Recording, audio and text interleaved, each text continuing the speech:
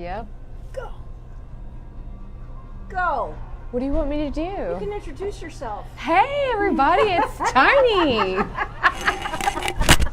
Hey, everybody, it's Nora. It's the TNT show. TNT, Dynamite. It's a little... Oh, my gosh. This I could remember get interesting. Jimmy. What was that guy's name? Dynamite? Remember? It was from the Jeffersons. The Jeffersons. Oh, my God. Dynamite. Here we are. Yeah. So, if it's a little dim, it's because we're hiding in the back of the back door. Because we need a little quiet. Because, you know, I'm always somewhere where there's activity. You're always somewhere where there's activity. Yeah. We don't ever have any peace and quiet. So today, we decided that what we would do is hide out in the back of this little wonderful Bardstown Road / Highlands back door and just have kind of a personal chat. Because, you know, everybody knows a lot about Tiny's work. I don't know that a lot of people know a lot about Tiny. So are you willing to kind of bare your soul a little bit here? Let's bear it. I started out my morning with therapy, so let's just There continue you go. it. There you go. See, you and I are open books. We're Open book. exactly the same, and that's what I love about you. You just tell it like it is. And I think that one of the most important things that's going to happen is here. You're going to be getting some burner wings. Extra crispy. That's pretty frightening. Oh no, It's very hot. it's pretty delicious. So how do you eat burners? I mean, those are like the hottest on the scale of 0 to 25. Yours is a 25. That's right. Do you like everything in your life that hot? Pretty much. Good Lord, woman. So she's going to have a blue moon and some burners, and I'm going to have a drink of water because I'm just parched, and because I haven't stopped all day either. And this is going to be my treat to myself. But anyway, we're here in the back door. We want to thank John Dant for giving us the opportunity to just sit down. You said this is one of your favorite places. I used to love the fireplace. Darn That fireplace is gone. Don't have the fireplace anymore, but it's okay because it's a lovely table, and we're going to enjoy it. Yes. So while we are waiting for the absolutely wonderful and delicious burners to arrive, just by way of introduction, Christen Herron Bradshaw Markwell. Christen Bradshaw. Bradshaw. Herron Markwell. Christen Bradshaw, married name. No. Maiden name. Herron, Married. first married name. Uh-huh. Markwell, current. Current. Love that. Tiny, where did we get it? I was born and my mother said, "Oh, she's so tiny." And it stuck. I'm like 5 foot You are. and 3/4 You are, really? on a good day. Really? I have a brother that's like 6'3". Holy So smoke. I'm the oldest of 4. Are the others as tiny as you are? No, that are not I'm the the 6'4" shortest. one? I'm the shortest You're of the all. tiniest of all. Yeah. Well, you know, I was once tiny. Until 8th grade, I was the shortest person in my class, and then we had First Communion, and Mary Pat Dever came over. Or no, it was confirmation. Mary Pat Dever came over from another school, and she was the tiniest one, so she had to be first in line, and I got to be second. So that was very exciting for me, and I think one of the most important things to remember is that in 7th grade, my theater teacher said to me, "You may be tiny, but you certainly are a Mighty Mouse." Yeah. So that's how I captioned your live cast. I love it. She may be tiny, but From she certainly kindergarten is a Mighty on, Mouse. I always got notes sent home that I talk too much. Yeah? But I remember going home crying one day because my teacher was like, "Christen, you need to use your inside voice, not your outside voice." And I was crying to my mother, and I said, "I don't have an inside voice." Thank God. Because I don't. I mean, like, I'm just loud. Where would the world be if you had used your inside voice all this time? That's all I can say. So, guys, So take that, teachers. take it, teachers. Just take it and do something. Stick it where the sun don't shine. Where'd you go to school? I went from kindergarten to 8th grade. I went to a little bitty tiny school called Highview Christian Academy. Right. Know where that is. And it doesn't exist anymore. There used to be a Highview Church of Christ and a Highview Baptist Church. Okay. So there were 2 Highview schools. Baptist is what I was thinking of. Yeah. And then freshman, sophomore year, I went to Portland Christian High School, which was located in Portland. Yes. They now have their campus out on Westport Road. Right. And then junior, senior year, I begged my parents to let me go to school closer to home. Which was where? Which was more high school. Oh, So I right. got to break into public school my junior and senior year and put my mom and dad through some real stuff.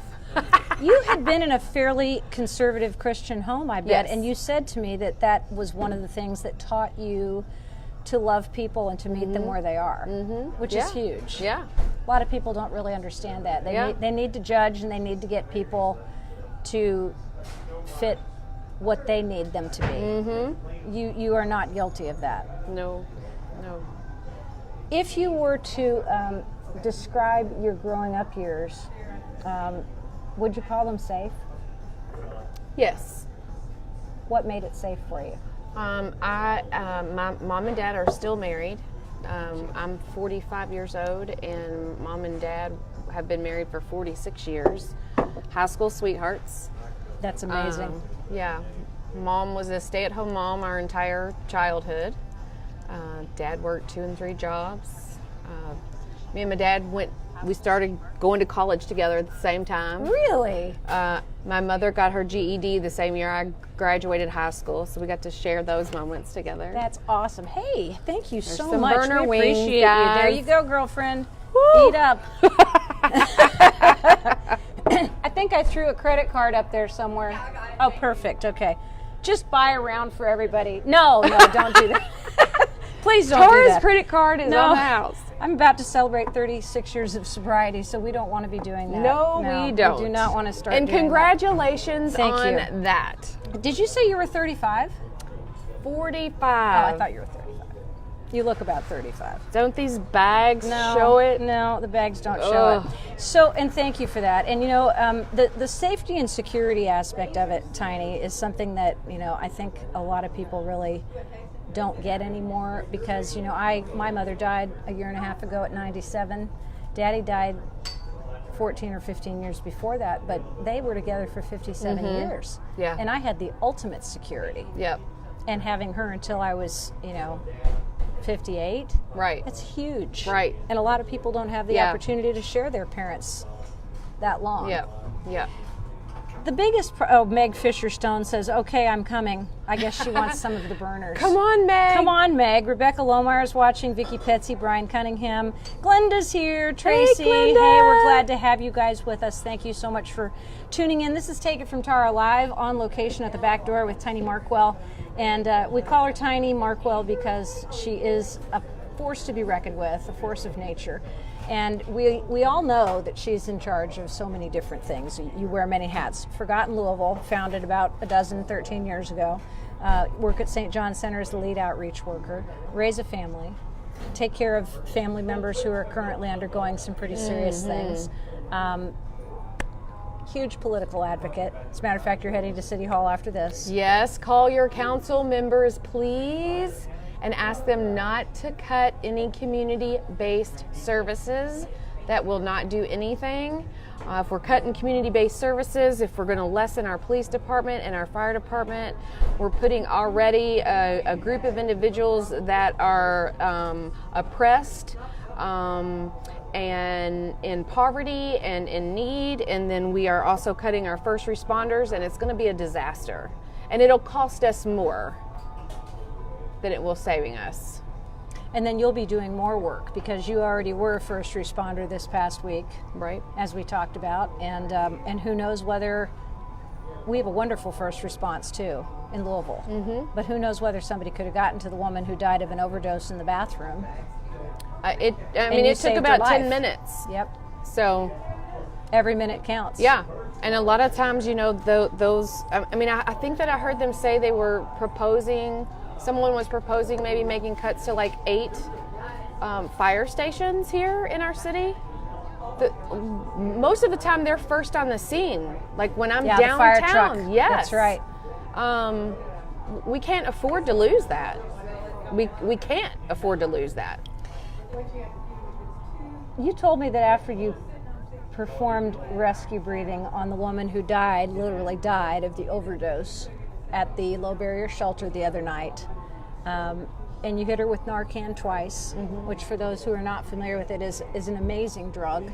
Yes. that is now carried by, I think, every outreach worker, all the first responders, police officers, everybody else, because when someone dies of an overdose and you can explain the details, you literally can stab them with an EpiPen-like thing and it revives them. How does it do It's that? an opioid, it's a reverse. So it reverses the opioid effect. A lot of the kits now are coming with a nasal spray, which is a lot easier to administer. You know, some people were kind of leery when the kits came out and it was syringes, like, oh, I don't know how to give a shot, and but they make it so easy now with the nasal spray. But it's a reversal drug. Wow. But once you administer that, you still have to continue to stay with that individual, of course, until help arrives, and then they're taken to the hospital where they're monitored for at least 2 hours, because someone can slip right back into overdose even after they've been administered the Narcan. And you gave her 2 doses. And you breathed for her until she was brought back, which is pretty amazing. You have spoken about this on Facebook, Tiny. I don't know that you've talked about it elsewhere, but your wonderful and amazing husband, Todd, died this last December. Very, very suddenly. And you're wearing a shirt that says, "I hate heroin," for a reason. So would you be willing, for this first time, to share the story of yours and Todd's amazing love affair? Well, let's show you the back of the shirt. I have a feeling I know what it's going to say. Someone out there needs you to keep living. Wow. That's amazing. Yeah. That's absolutely amazing. Well, we know that he wanted you to keep living, and you are living an incredible life to honor him. Thank you. Will you tell us the story of Tiny and Todd? Yeah. Another TNT. TNT, Dynamite. that's what we were. Yes. That's what we were. So Todd struggled with addiction all of his life from an early age. Actually, I have known Todd since childhood. He and my brother were friends. Wow. And his sister and I went to school together. We kind of lost touch through the years. And there was one night out of the blue that he just was on my heart really heavy, and I remember texting his sister at like 1 a.m. and, you know, I was just like, "You're going to think I'm crazy, but is everything okay? Your brother's really heavy on my heart." And this was in, I think, 2010.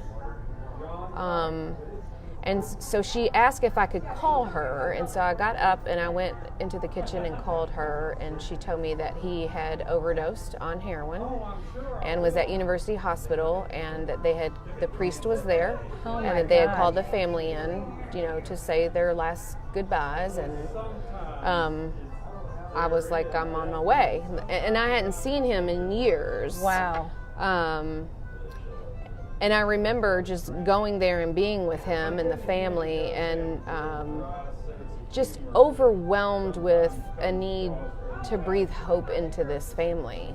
Were you already a nurse? I was working at U of L Healthcare at the time, yes. Oh my gosh. But never had I had a personal experience with addiction at all. And that's why I'm so outspoken about it, because now I hardly know anyone who has not been touched by addiction of some sort. Right. And so, you know, that was about 2010. You didn't hear the word heroin too Not a much lot. yet, not in Louisville. Nope. So that was like a real dirty word. It's kind of like that back alley dirty drug, you know, and amazingly, he pulled through that without any brain complications or anything. Now, did you end up taking care of him at that point? Were I you stayed ever his at nurse? I stayed at the hospital. I mean, I was there like you know, almost every single day. But that's really when him and I reconnected, because to me it was not only for him but for the family. Just they felt hopeless. I could feel that. I could feel it in the room. Yeah. I could feel the family's hopelessness of dealing with this, and not understanding it. I didn't even fully understand addiction to that level. I definitely did not understand heroin at all. So I quickly educated myself. You know, I listened to every forum I could listen to. I was reading everything I could read, but still, we were quiet in the city. And it's neat. Like when I go back on Facebook, like my memories or whatever, and I like see where I started posting like stats. Yes. And, you know, we've got to start talking about this. And we didn't start talking about it in Louisville for a long time. And I was like, this is going to be an epidemic, and it's going to hit us hard. Yeah. Because working in the medical field, I did see a lot of misuse of pills, but never really saw where that misuse went because we didn't talk about that. And we all know now Big Pharma is to blame for the opioid epidemic we have in our city right now. God, it's just absolutely amazing. So Todd actually survived that overdose. Mm-hmm. And you became a part of his life at that point. Mm-hmm. What happened next? There probably was another overdose after that. And then I remember one day him just saying, I've got to do something different. And we were just like on a best friend level. Like I was just his person, you know, like just some accountability, but somebody just like, I'm not going to give up on you. Right. Because what you see many times in addiction, and I've learned this firsthand myself, you know, when you love an addict, you become just as sick as your loved one who is suffering from addiction. Right. And so lots of times family members will have to pull away for their own well-being. And go to Al-Anon. Al-Anon. Which is amazing. Yes. Yep.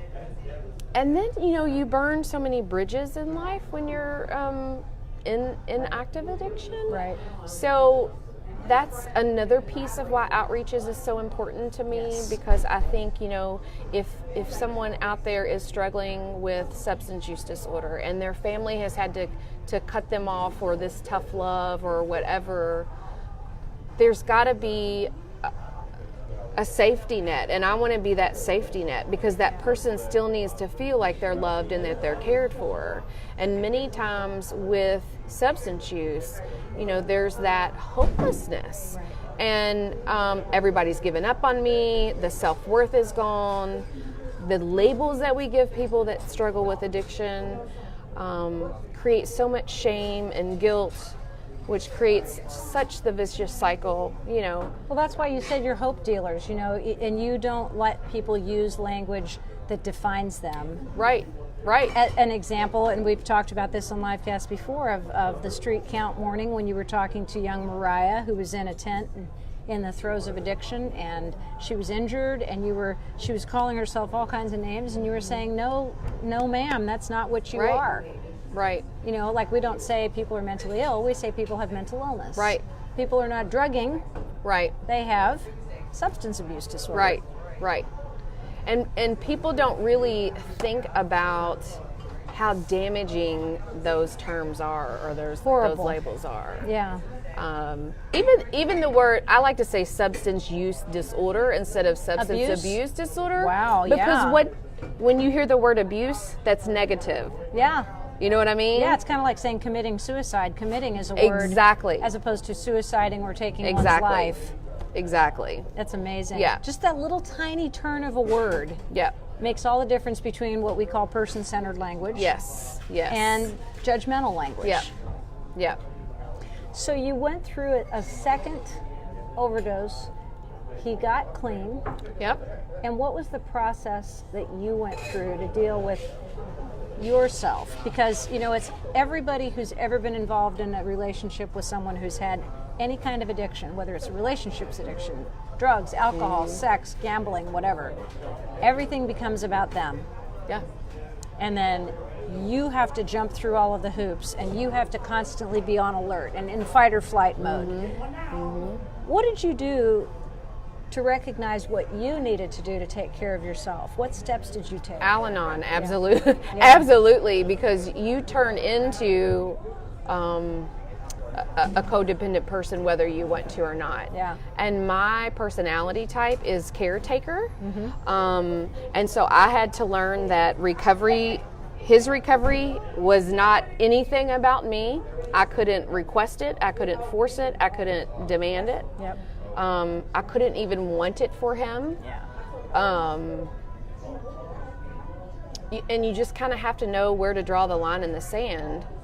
And I had to learn that a lot of people get very comfortable in their recovery, and we never can be comfortable in recovery. That's right. Ever. That's right.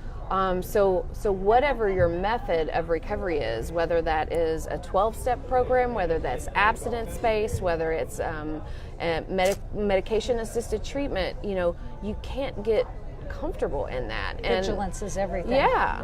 And as a loved one of someone with substance use disorder, you can't never get comfortable either.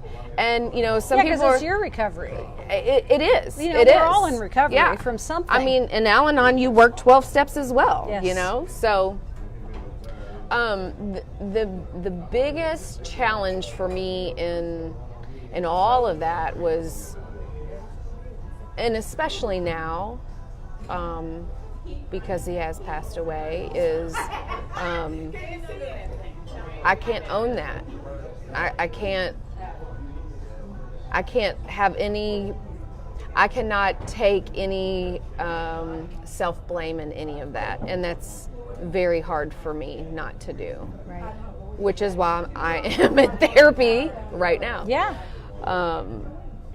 Because that's the first thing we want to do is think, what could I have done different? What did I do? Right. If I would have done this, would this have not happened? Yeah. Would it have changed it? Right.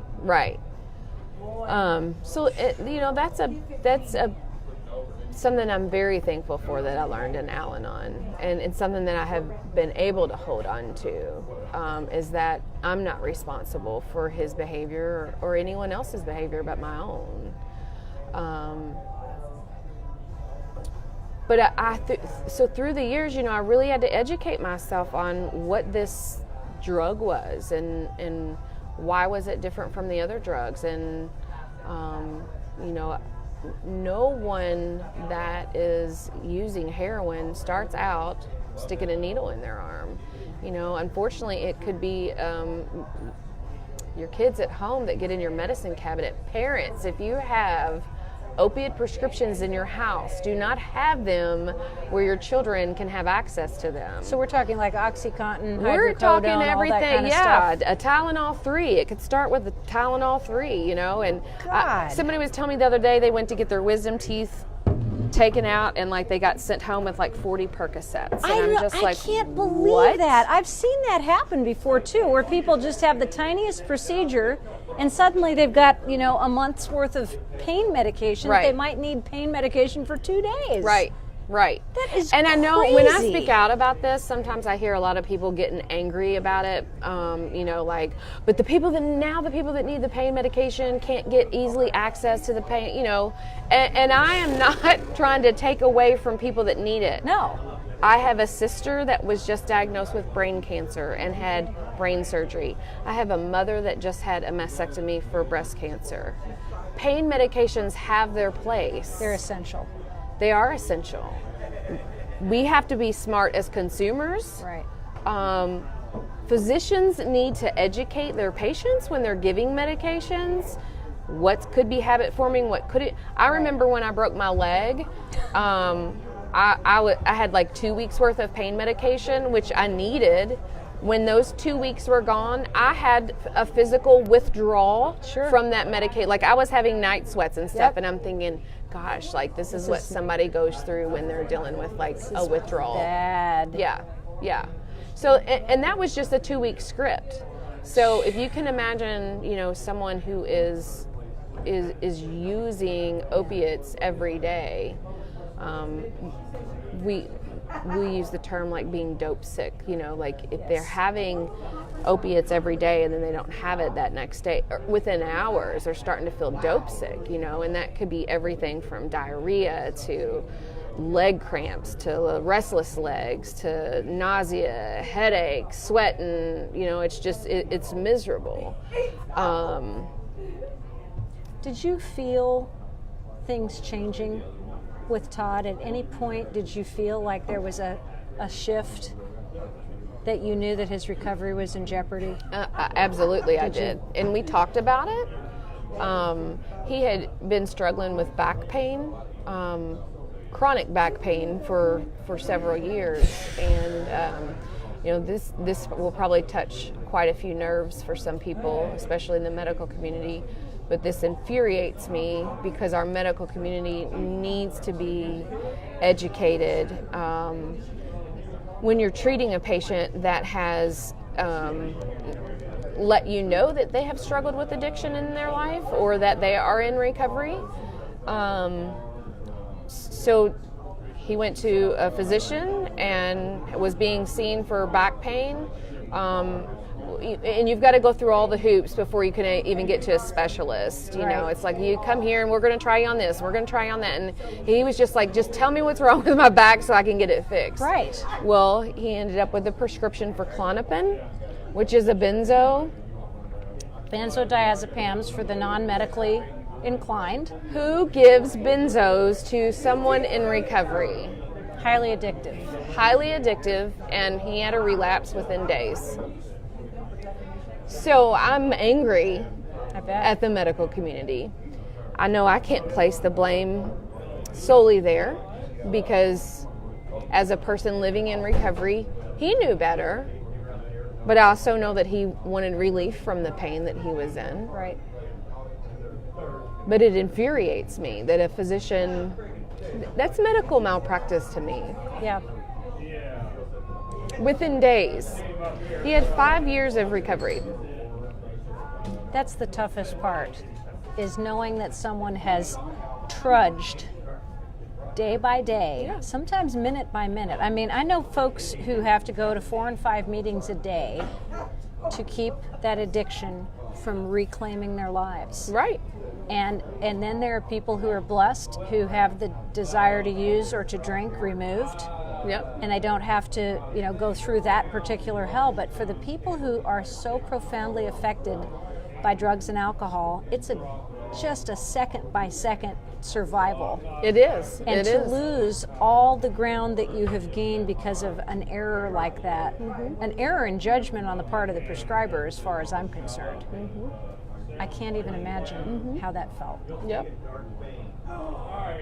That was in December. What actually caused Todd's death? So when someone has been not using heroin for some time, this is hard to talk about. I know it is. It's very easy for people to overdose if they've not used in a very long time, because a lot of people will think that they know what they used to be able to use, but you can't go back to that same amount, especially with that amount of time. And he knew that. And so when I'm talking to people about harm reduction techniques and stuff, which there again, that's a touchy subject with a lot of people when we talk about the syringe exchange program, and they think, well, if you're encouraging people to get clean needles, you're encouraging them to use. And no, that's not the purpose of the syringe exchange program at all. Purpose of the syringe exchange is to reduce disease. Right. But that's also so many opportunities to talk to someone about recovery. Yes. If they have to bring the needles to you, you've got them right there in front of you. Right. But even in harm reduction, when we're talking with somebody that has maybe not used for a while, but then you kind of see that's where they're headed. We talk about things like doing a test shot, and that's where you just give yourself a little bit to see how you will respond to that. And Todd died from a test shot. Oh So I still don't have his death certificate or toxicology, which It's been 3 months. I'm very certain that fentanyl is involved. Yeah. You know, Jefferson County is the leading county in our state for heroin overdose, but also fentanyl death. Yep. And a lot of people think, it kills me when I hear people talk about, well, you know, I use meth, I don't use that heroin, you know, but almost everything is being cut with fentanyl right That's now, right. especially in our city. I mean, it is insane. Oh, the Courier Journal article was huge the other day. I don't know if you saw the I paper. didn't. But I rarely, if ever, pick up a newspaper. I mean, I get everything offline, and we all do. But the fact is that, you know, the front page of the paper was full of a story about well, first of all, what we're experiencing here, but also a fentanyl bust in New York that had enough fentanyl to kill 2 million people. Yes. And there's a picture of a penny and a little dollop of fentanyl, and it's talking about, you know, this tiny little amount next to this penny is all it takes to kill you. Right. So you think there was fentanyl in the heroin? I don't know that for sure, but I mean, That's what your heart tells you. yeah. And just because of, you know, he didn't use a whole lot. Yeah. There was still, you know, heroin in the syringe, so It was one time. Mm-hmm. And it came from the addictive nature of the benzos. Mm-hmm. So, you know, we talked about gateway drugs in the years, you know, as we've both grown up, and you're younger than I am, but I remember everybody saying, you know, well, marijuana is going to lead to something else.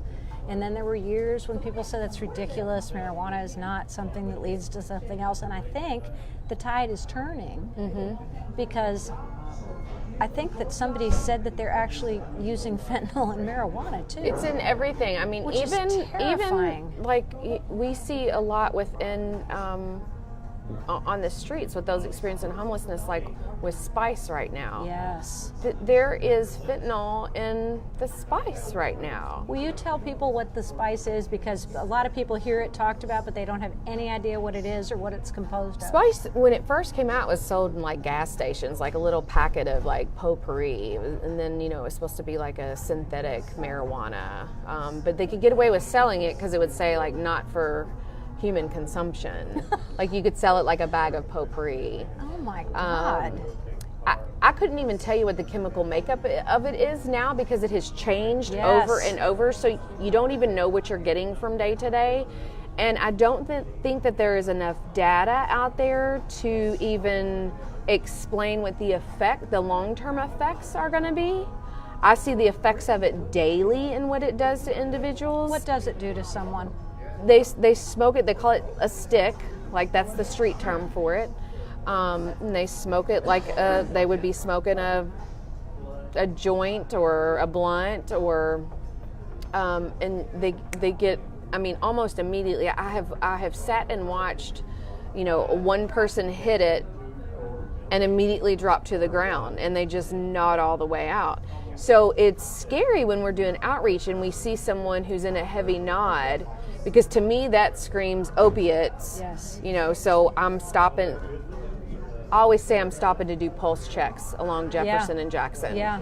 Because there's so many people that are in a heavy nod. Right. But a lot of people will seize off of this. Yeah. I have heard of incidences in the hospital where people are having internal bleeding. They're coming in with internal brain bleeds, GI bleeds.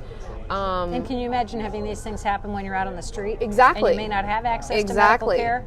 And it's so cheap. And you know, with any addiction, there's always a psychological component. Yes. Always. Yes. And so when you think about people that are experiencing homelessness that may also be using substances, whether that's alcohol, spice, heroin, whatever, you know, they're self-medicating. It's numbing. It's numbing, and It's frustrating. It's just all so, it's a cycle, but it's also intertwined with, they may be homeless because the parents said you can't live here anymore because you are actively using. Right. But now they're actively using to numb the pain of being kicked out and living on the streets. Right. I wish we had teams of people that just went out and looked for people that wanted to go into recovery or wanted, and really that's what we do in outreach. Do that. I mean, exactly. it really is. It really is what we do in outreach, and it's not like we're not like recovery beating people over the head. Like that's not even our goal, right. At all. Right. You serve them. Yeah. And you meet them where they are. Yeah, and it's.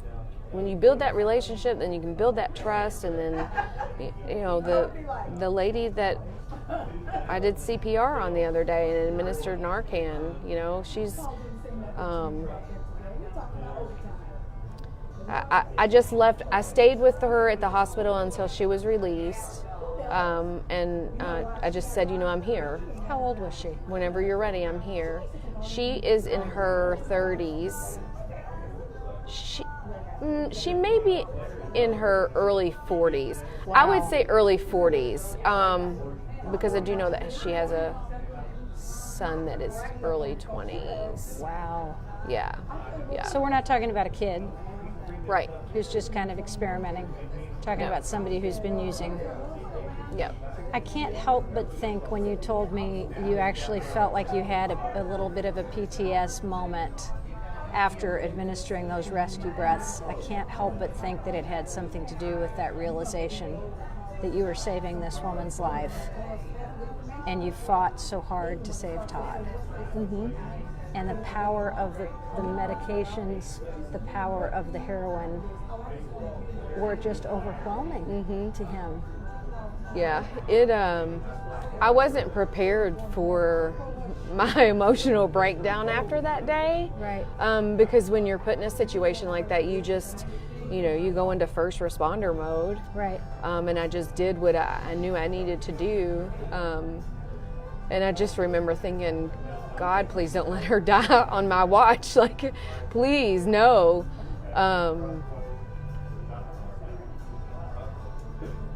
But and she didn't. And she didn't. Yeah. But it was a very emotional trigger for me because when we found her, she was completely blue and no pulse. She wasn't breathing. And, she didn't go in that bathroom and use to think, like, I want to die today. Right. No, nobody in active addiction, he didn't want to die, We were in the happiest time of our lives. The pictures show it. Beautiful pictures. Yep. When I look at the two of you, especially on your beautiful Facebook posts, you got tats. Yeah. Can you show us the tat? Sure. It's not any place. Which one? It's not any place obscene, is it? Watch out, Facebook. Got a few of those. The one that you got that was the matching one that you talked about. Yes. Beautiful. Now, this one I got actually the day before his service. People can change. And I was trying to prepare something to say at his funeral because I'm not ashamed of who he is at all. I am proud of who he is and how hard he fought that battle. Yes. Especially for the last 5 years. And I had recently, we love the band Blue October. Oh, yeah. And shout out to Blue October. I'm coming to see you guys. Mercury Ballroom. I love that place. Justin Furstenfeld, I'm meeting you. But so this tattoo actually is a cover of their Sway album. Oh, wow. And we loved the song Sway, and then this was our wedding date right here. Amazing. But I had, for Christmas, Todd's birthday was. And I love the green and red. Yeah. Christmas colors. Oh, it's so beautiful. His birthday was December 20th. And of course, Christmas is December 25th, and he passed away on the 22nd. So I'm going to have a whole lot of firsts Yes. coming up that are not going to be. Yes. I don't know how I'll deal with those. But the night when I was trying to prepare what I wanted to say at his funeral, well, let me back up. I had ordered him a T-shirt for his birthday that was a Blue October T-shirt from the Sway tour. Oh. And at the same time, we did a Secret Santa at work, and my Secret Santa got me the exact same T-shirt. Oh, that's hysterical. Not having any clue that I had ordered Todd one. But with my T-shirt, it came with a sticker that said "People Can Change." This is from Blue October's band. Wow. So as I was preparing what I wanted to say at his funeral, I opened up his AA book, and he had put a sticker from years ago, this exact sticker in there. With the clasped hands. People can change. It's absolutely amazing.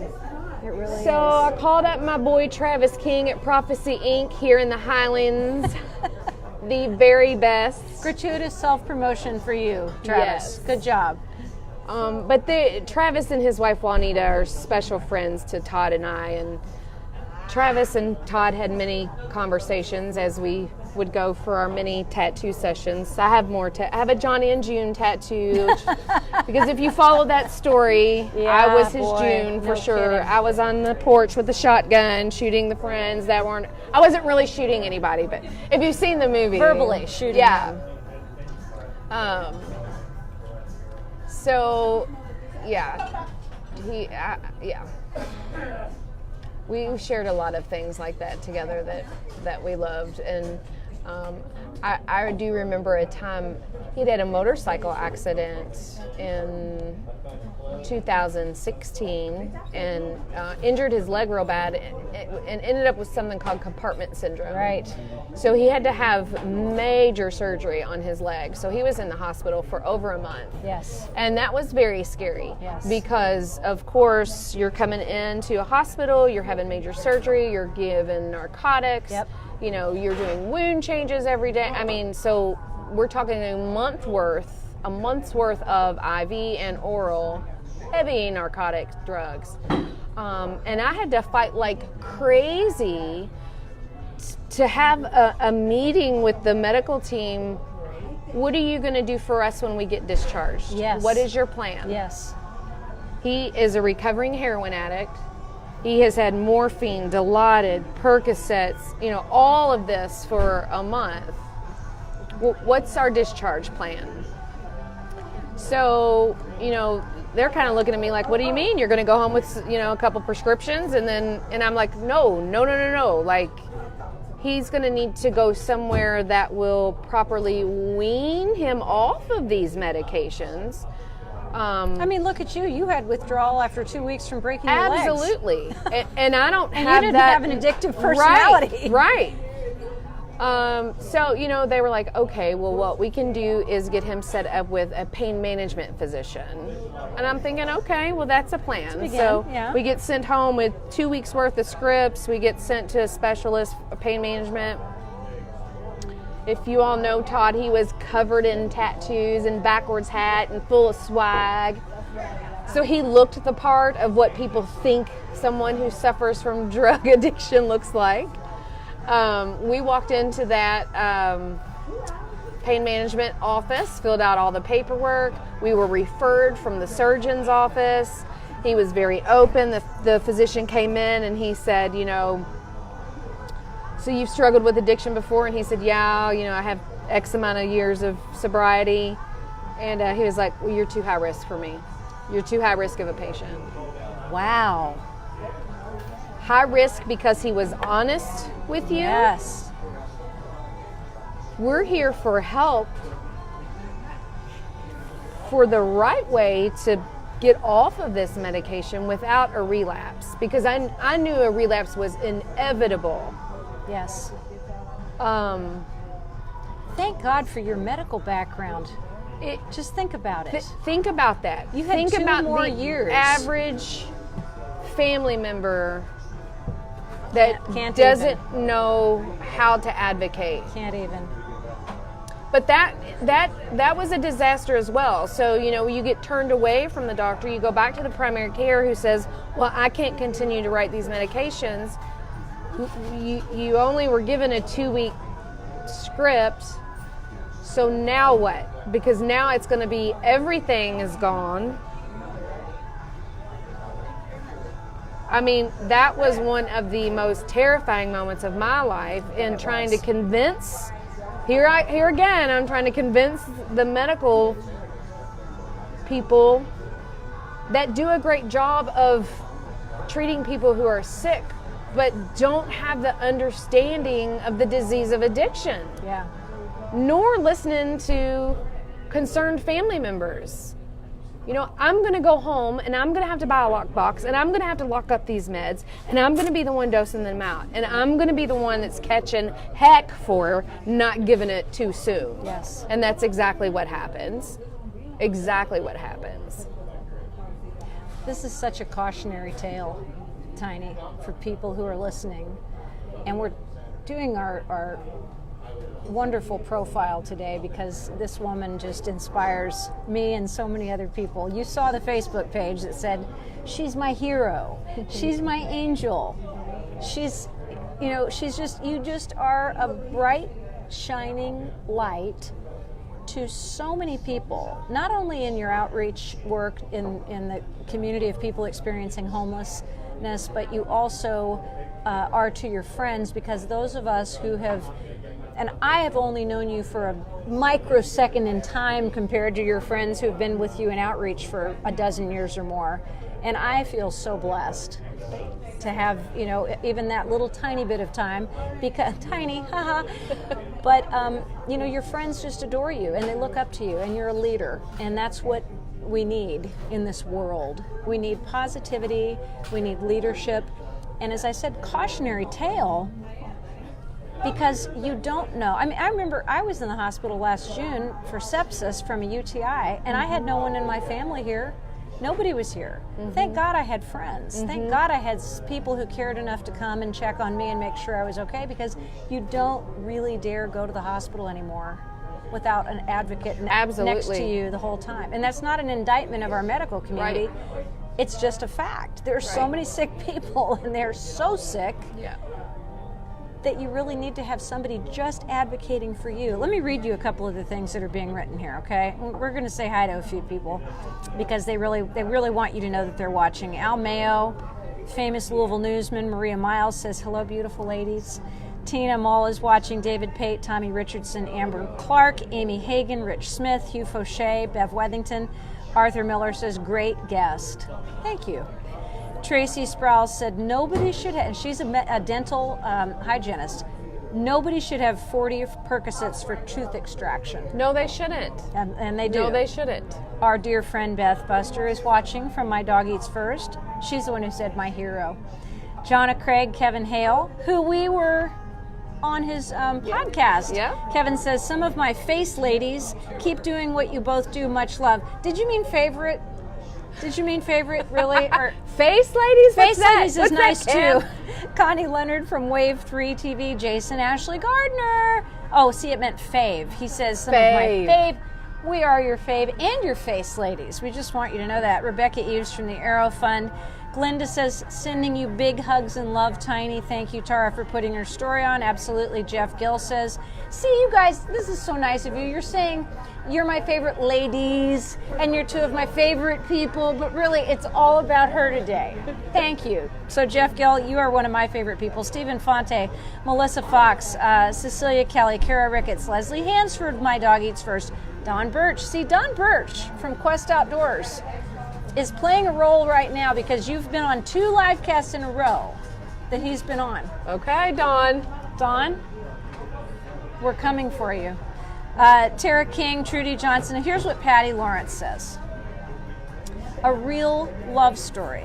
You shared an unconditional love that so many will never experience. Thank you for sharing that story, and Sloan Singleton.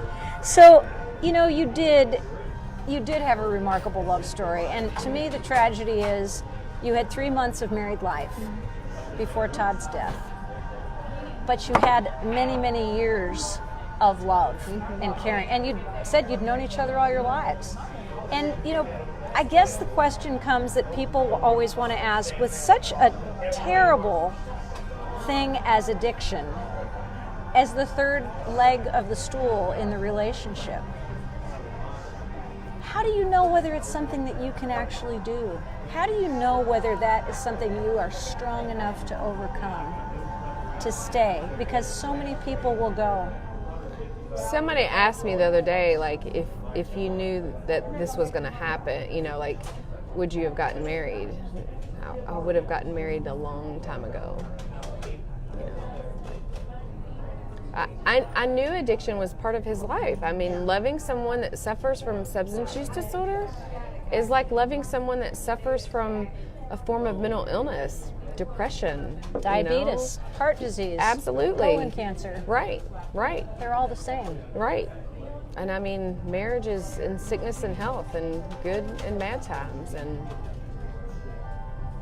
addiction is a beast.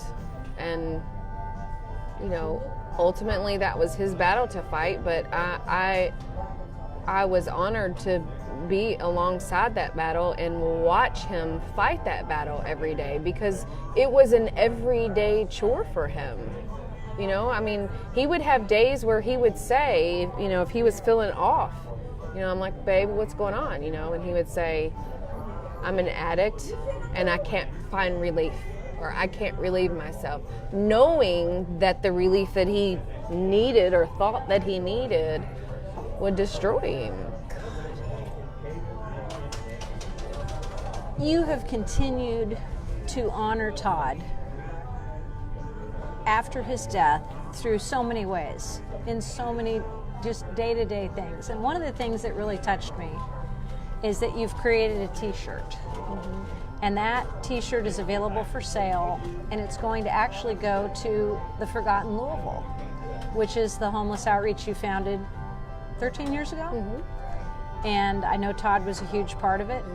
And as a matter of fact, I remember the last time I saw him alive was with you and Glenda at Texas Roadhouse the night that money was being raised. And joy and happiness, and squished into a booth together as tight as you could be with the people that loved you.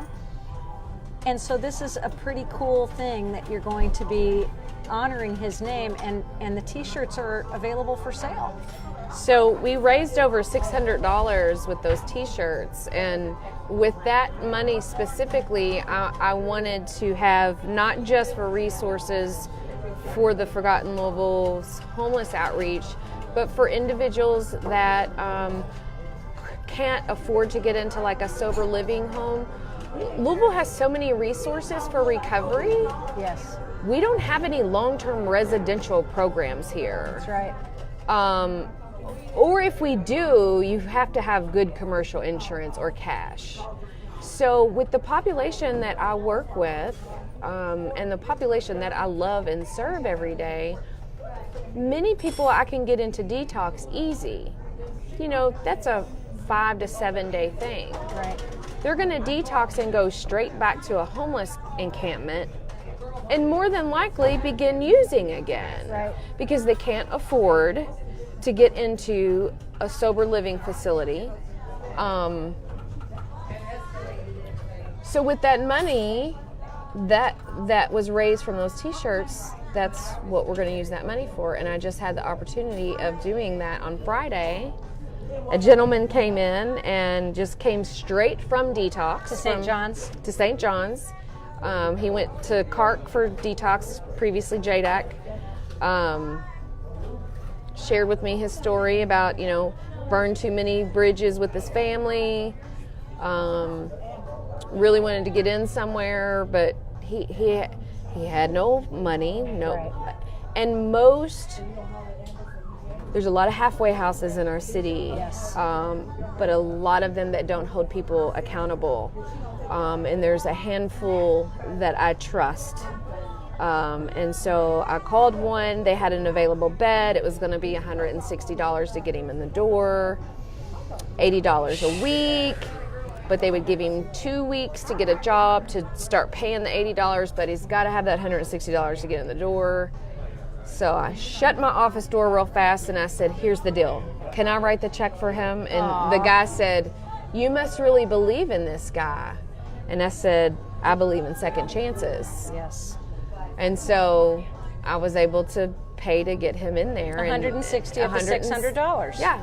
That's pretty amazing. So, and those are where we have the gaps of services. Yes. You know, like detox alone is not enough to reprogram the addicted brain at all. That's right. It's just going to get you over that symptomatic phase of withdrawal. Yep.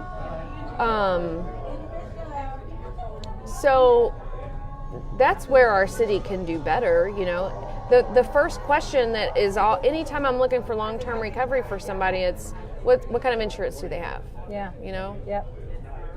Well, here's what the income level is.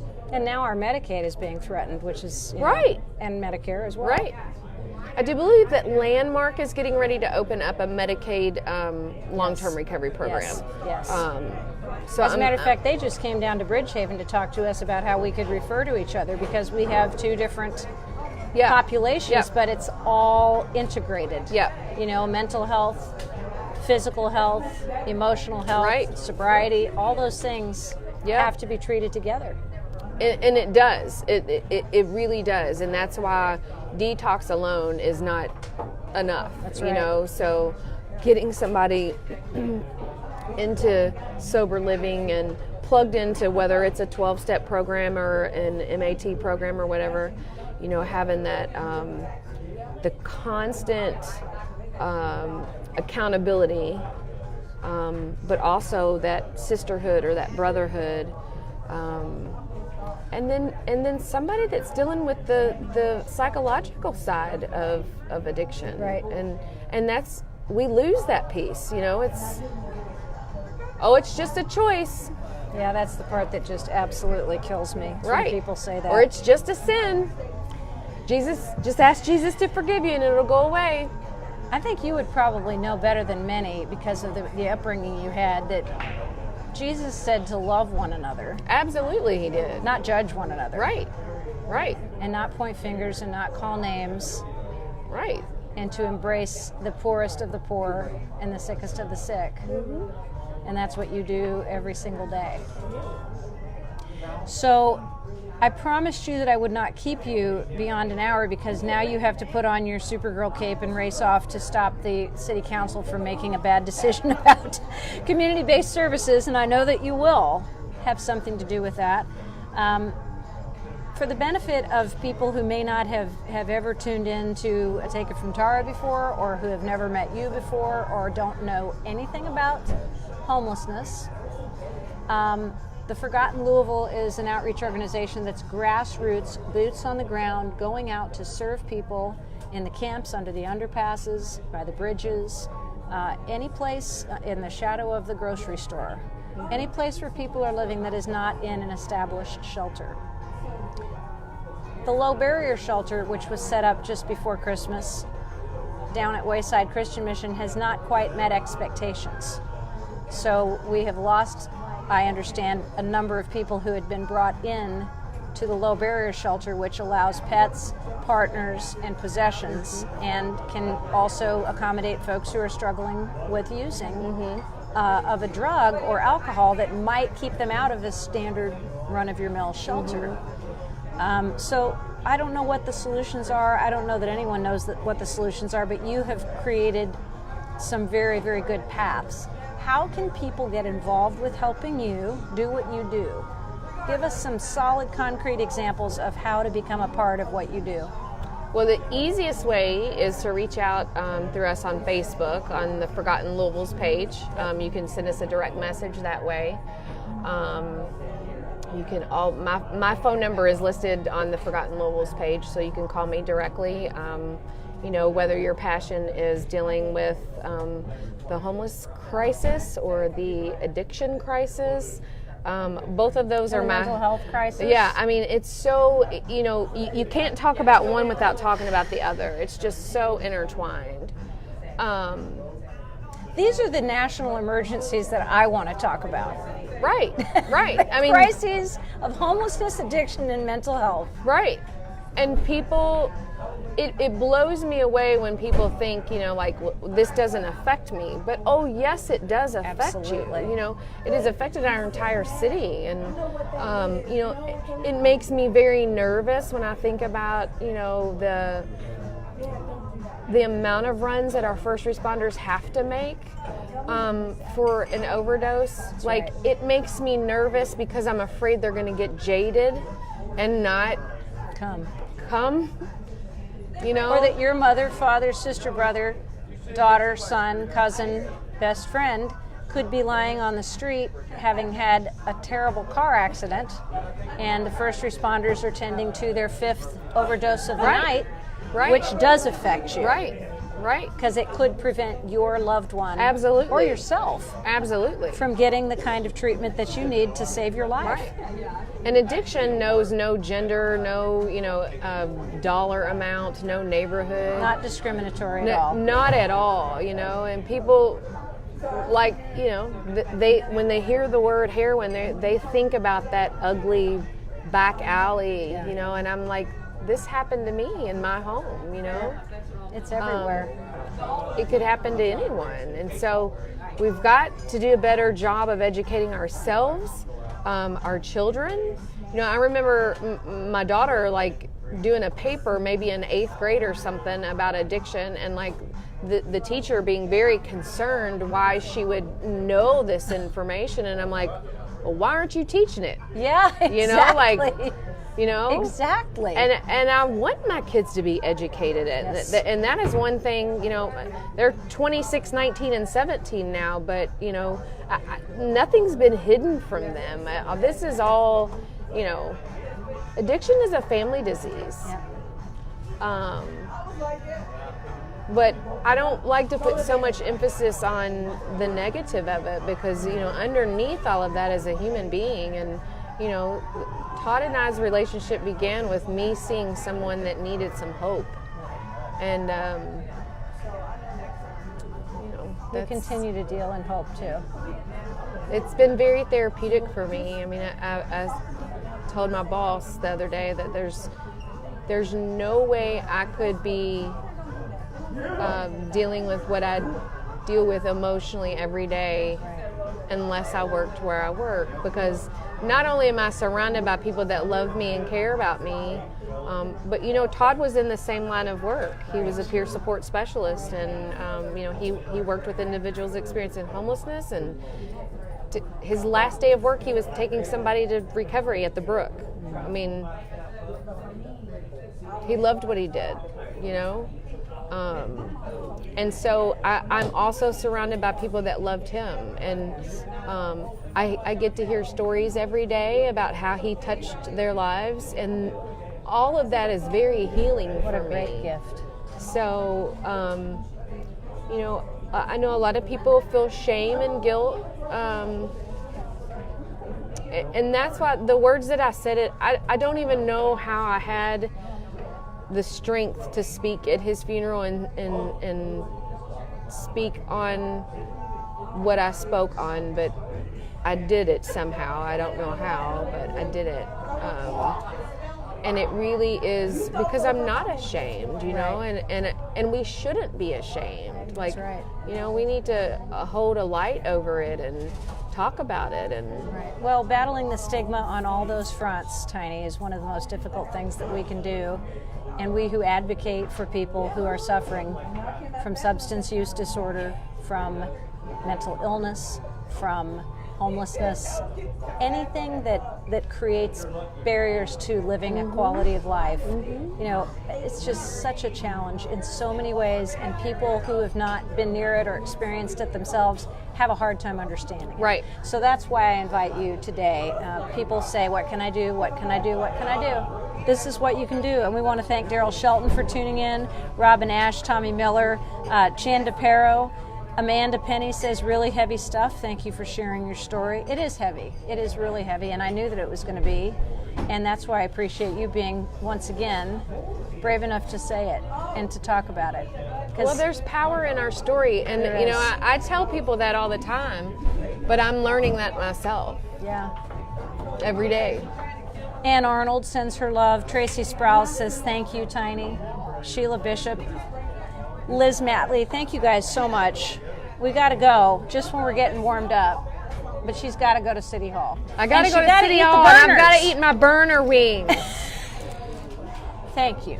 Thank you. I appreciate you, and I love you. Thank you for giving me an outlet. You're welcome. And thank you for allowing me to follow you around with my phone. Videotaping you saving the world all the time. Tiny Markwell, ladies and gentlemen.